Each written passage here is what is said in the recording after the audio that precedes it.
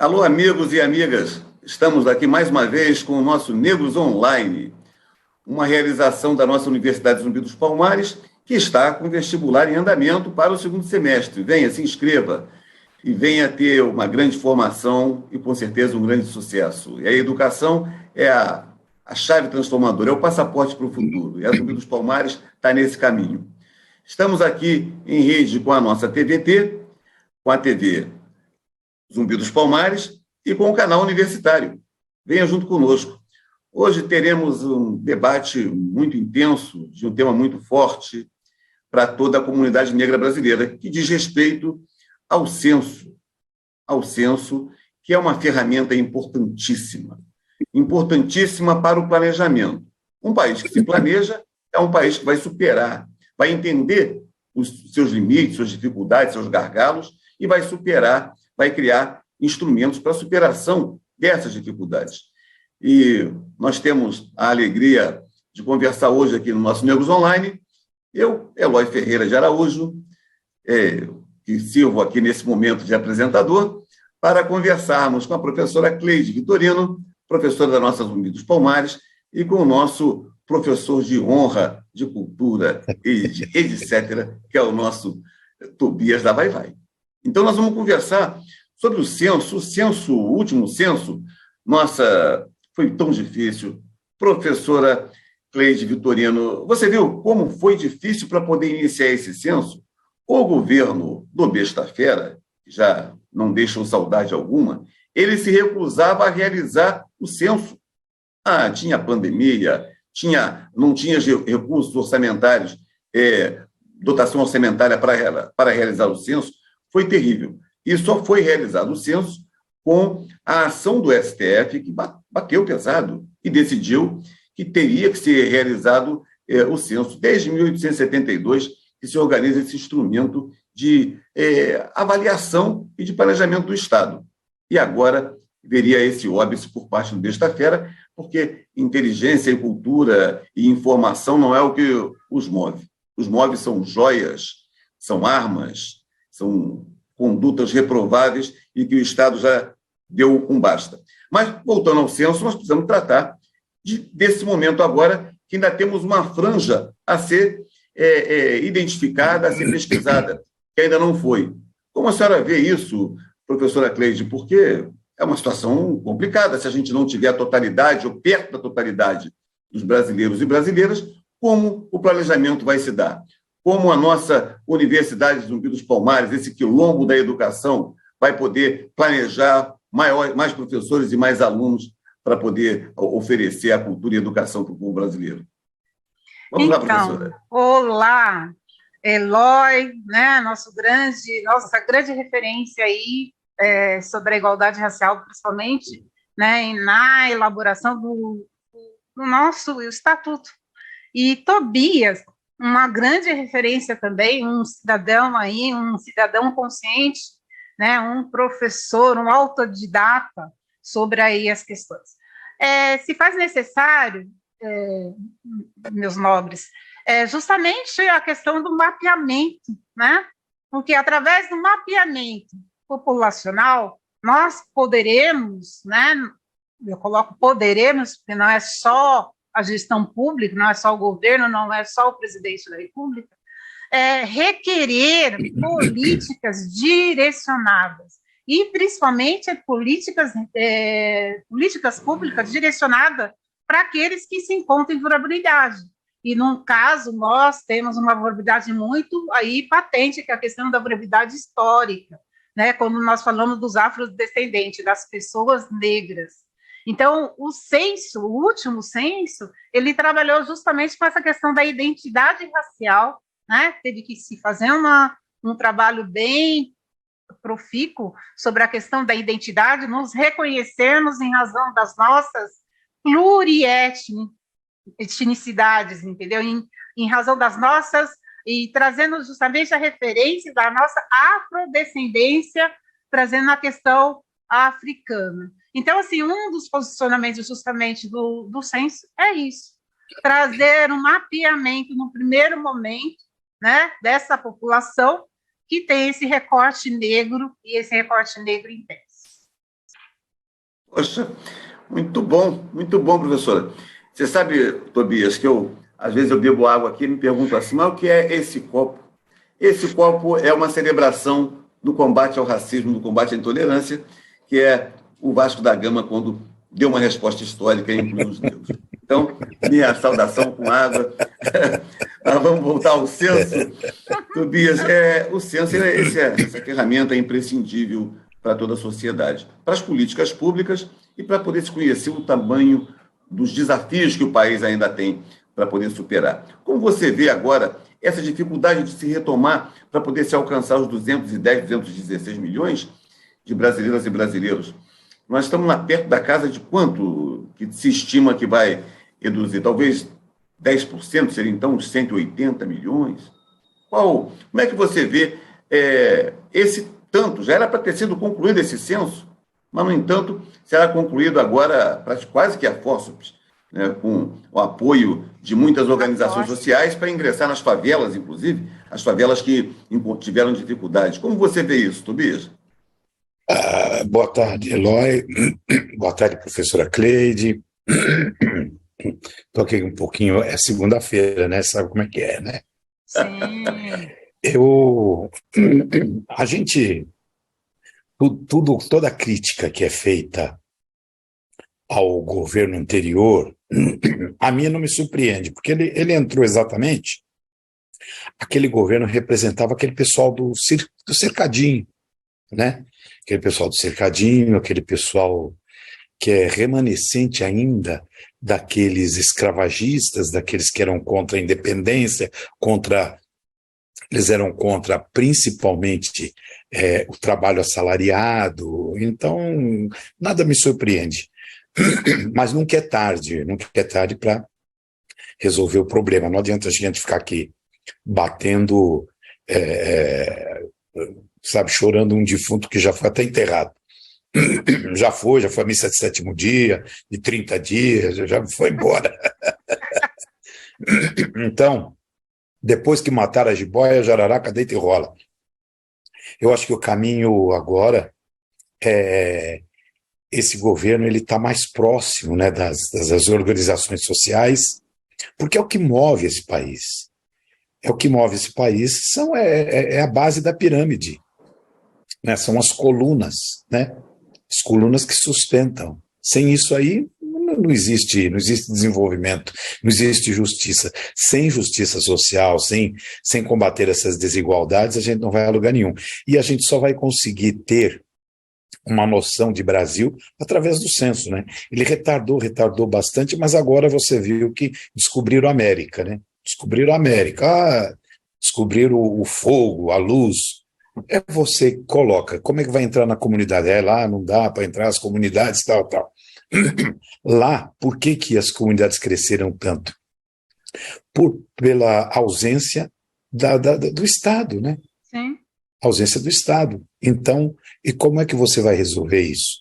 Você precisa inserir essas comunidades no contexto de desenvolvimento.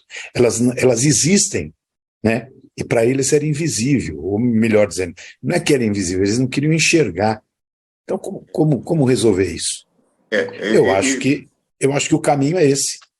E você tocou num ponto do investimento que é um ponto muito forte. O BNDES tem sinalizado, nós temos acompanhado pelo noticiário, do desafio de mudar a matriz para reindustrializar, ou seja, apostar que os investimentos que o Estado brasileiro falar, tanto em parcerias como em investimentos do Estado, exatamente, vão ser localizados e focados nessa perspectiva da industrialização, do crescimento industrial do país. Até porque o volume de recursos que foi tomado e tem sido tomado pelo agronegócio é muito grande e deixa com que as grandes cidades fiquem mais apinhadas e com mais dificuldades, com menos planejamento. Então, de tal sorte, professora Cleide, a gente está precisando, algumas áreas são desafiadoras. Elencar essas áreas numa perspectiva para as mulheres, para os negros, para toda a sociedade brasileira, nós digamos assim, mas alguns temas são muito nevrálgicos, né? Como citou aqui o Tobias. a construção de habitações populares, por exemplo. A construção também de habitações para a classe média, a construção de habitações e isso impondo também uma agenda de saneamento, de água, de luz. Enfim, o planejamento atrasado nesse tempo, ele tem impacto, a gente tem tempo de recuperar para esse próximo decênio, digamos assim. Sim, eu acredito que há tempo, sim, de a gente recuperar. Mas eu vou trazer enquanto cidadã. O IBGE veio 3 vezes na minha casa, tá? Eu que respondi. 2 vezes não foi validada a pesquisa. E daí, assim, me causa muito espanto também que o formulário não traz questões muito pontuais. Ser negro, né? Não traz a questão de dados em razão da nossa identidade racial. Né? O primeiro, o segundo, no terceiro eu questionei que vieram e daí alegaram justamente a questão de ausência. Então, eu acredito que aconteceu em razão do IBGE, e para mim ficou bem patente, uma questão de não construir justamente esse levantamento de dados. Né? Nós tivemos uma restrição. Eu não sou uma cidadã que não tem acesso. Eu conheço as ferramentas do Estado e como que funciona. Eu conheço como que deveria ser realizado um censo. E eu vi justamente um déficit em razão disso, dessa questão. Uma outra coisa que me chamou muita atenção, e que me chama muita atenção, que o mapeamento não traz em razão da migração. Né? Eu trabalho justamente com esse recorte dos migrantes, e eles são invisibilizados quando se fala de dados de referência, trazendo também a questão indígena, né? E trazendo também a questão quilombola. Nós não somos mapeados, né? De forma plena, enquanto cidadãos brasileiros, ok? Então, eu vi esse recorte, a questão das pessoas deficientes, né? Trazendo de forma transversal, né? Quando você traz a questão de cor, dá para você trabalhar com a questão dos dados em questão das mulheres, né, no comando das suas famílias, das mulheres negras trabalhadoras, dos acessos, em razão. A gente não tem esse trabalho feito em razão do censo. É um formulário simples, básico, em razão do teu nome, quantos banheiros tem na sua casa, sabe? São dados que precisam ser avançados. É claro, é uma sequela, né? É justamente uma consequência dessa gestão anterior que nós tivemos. Claro. Mas, por outro lado, talvez seja também que existem 2 questionários, né? Eles fazem uma amostragem de alguns questionários que são mais amplos, mais gerais, que abordam todo um temário de renda, de número de famílias que estão naquele locus, enfim. E outro questionário que é mais geral, perguntas mais básicas que só acabam por mapear o número de habitantes. Mas então talvez possa ter até acontecido isso, não estou querendo justificar, que nas suas investidas do IBGE para poder lhe recensear, aí só tinha ali, poxa, cadê? Os 2 foram específicos demais, né? Bem, mas de toda forma é preciso que tenhamos esse planejamento e planejamento nessa dimensão. Recentemente, agora, o governo federal anunciou a lei, o decreto de atualização da Lei Paulo Gustavo, na perspectiva de dar um plus para a cultura, agora que o Ministério da Cultura voltou. A cultura do Brasil tinha sido apagada nesse tempo, assim como os outros temas.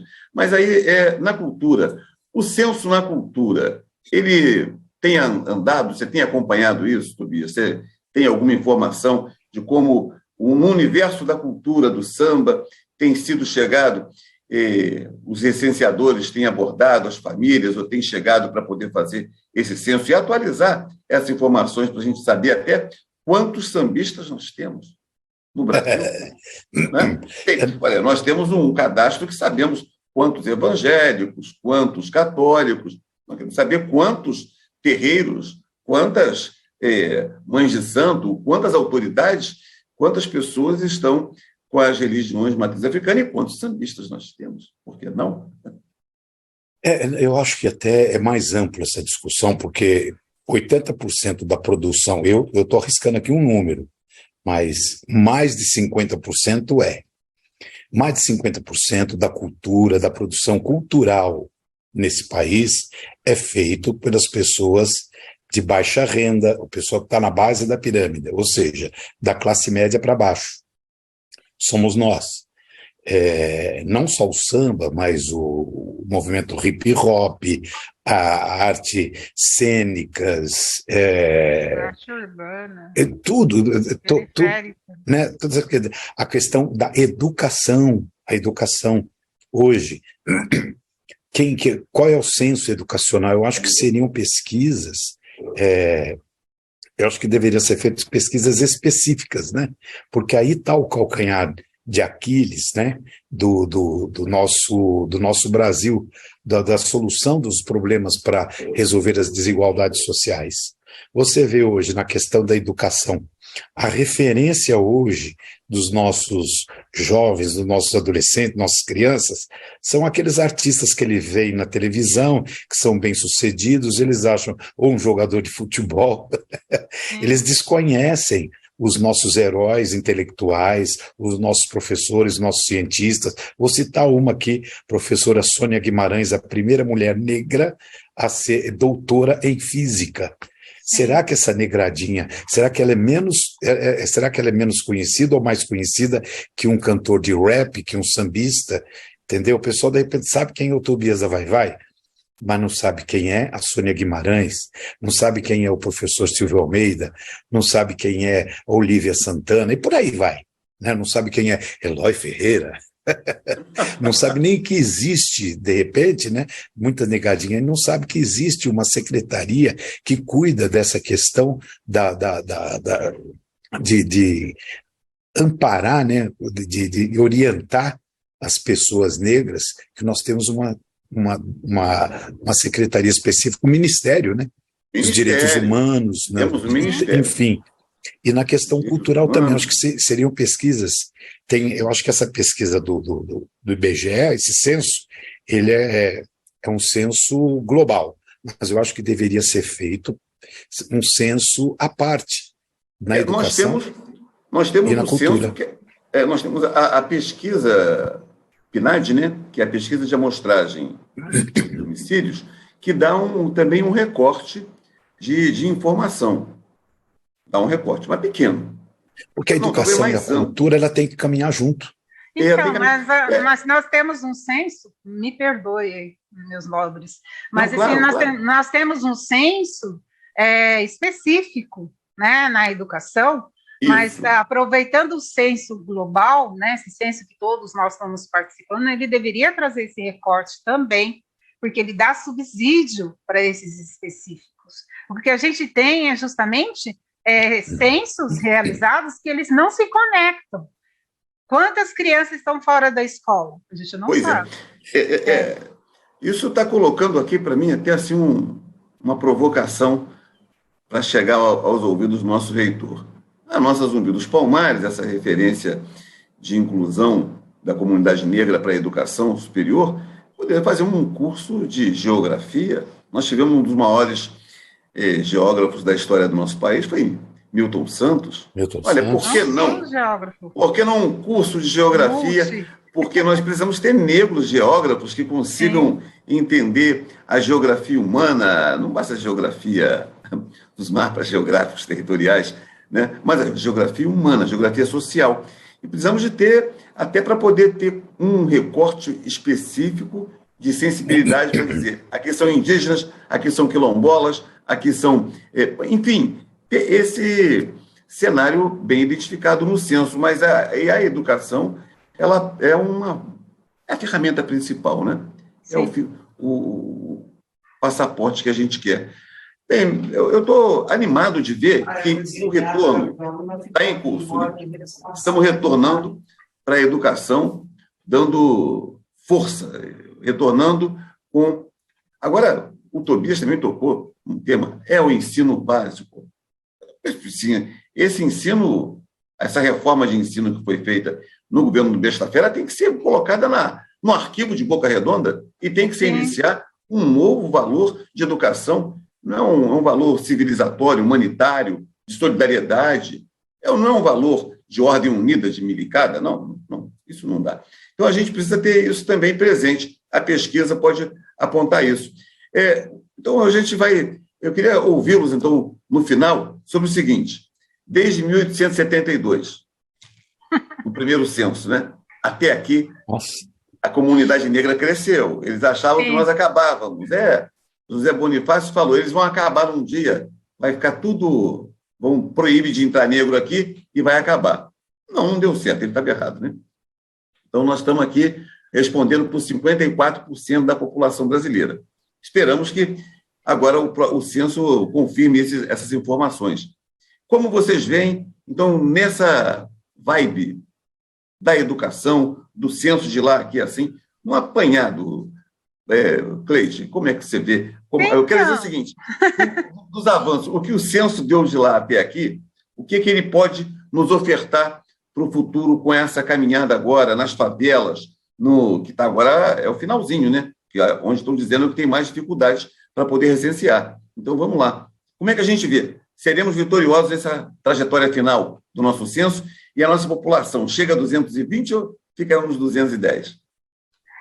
Então, trazendo o censo de 1872, ele traz um mapeamento, traz de forma bem transparente um número de pessoas negras escravizadas. Né? É uma das nossas referências. Né? Eu não lembro agora, mas parece que me chega, né, a questão de 3 milhões, 2 milhões e meio de pessoas escravizadas. Acho né? que era isso. E daí, trazendo os tempos atuais, quando você não acessa justamente os espaços periféricos, e eu trago aqui justamente, eu estou no centro de São Paulo, mas tem espaços periféricos que tem que ser mapeado, que tem que ser levantados dados de referência para subsídio das políticas públicas. Você não traz justamente um trabalho efetivo. Nós temos recursos públicos destinados justamente para a implementação de políticas de direito, como a educação, a saúde, né? E, assim, interessante que esse movimento que se estabeleceu nesses últimos tempos, em razão das organizações e dos coletivos que estão nesse espaço, como a CUFA, como as organizações sociais dentro, né, desses espaços periféricos, né, ele chama, né, então o trabalho foi lindíssimo, né, que você vê justamente de conscientização, né, desses espaços e trazendo justamente para dar andamento em razão do censo. Então, eu vejo, assim, 2 marcos referenciais que a gente tem que ter atenção. Né? O primeiro censo, ele traz de forma bem clara e quantitativa a questão dos números das pessoas escravizadas. Né? O porquê hoje nós também não deveria se ter partido justamente para a questão do censo para os espaços periféricos. Então, fica aí para o próximo censo. E trazer, assim, lá na Argentina, eu vou trazer só um segmento, na Argentina, quando você vai fazer o censo, é colocado como feriado. E todos participam. Um dia de civilismo. Tobias, vamos lá, fecha para a gente aqui esse debate, essa nossa conversa de hoje, nossa reunião. O censo vai ser exitoso e vai conseguir dar o perfil da comunidade negra em 2023, passado esse tempo inteiro, de atraso, de tudo? Eu espero que sim, porque é importante, né, você ter esse estudo, né, você ter essa noção, porque eu fui criado na periferia e a gente, como artista popular, dirigente de escola de samba, você tem esse contato. Então, por exemplo, vou dar um exemplo, o jovem da cidade de Tiradentes, o adolescente da cidade de Tiradentes, e o adolescente da Bela Vista, e o adolescente do Tatuapé, da Lapa, eles têm costumes diferentes. Nós temos vários Brasis dentro de um Brasil. Então, só através de um censo muito bem realizado, você vai conseguir mapear os costumes, os anseios, os problemas de cada um. É como numa consulta médica. O médico pergunta, que você está sentindo? Ah, dói aqui, dói ali, e por aí vai. E aí ele vai medicar, ele vai prescrever o seu remédio. Então, eu acho que é mais ou menos isso, né? Ó, tá aí. Hoje o Negros Online conversou um pouco sobre o censo demográfico era para ter sido concluído há muito tempo, mas vai ser concluído agora em 2023. E ainda sai aqui completo. Nossa Zumbi dos Palmares, nosso quilombo da educação, tem que fazer um curso de geografia. A comunidade negra tem que dominar a geografia social e a geografia espacial, para a gente poder não ficar no sonho, a gente ficar mais que o sonho, ficar na realizar, ir à concretude. A conversa foi muito legal. Vamos continuar e vamos acompanhar agora o resultado do censo. Qual vai ser o perfil da nossa comunidade negra brasileira? Vamos juntos e até o nosso Negros Online, quando vamos apurar que fim deu, qual o número dos negros e negras no Brasil. Forte abraço a todos e todas que nos assistem aqui e até o próximo Negros Online. Negros Online.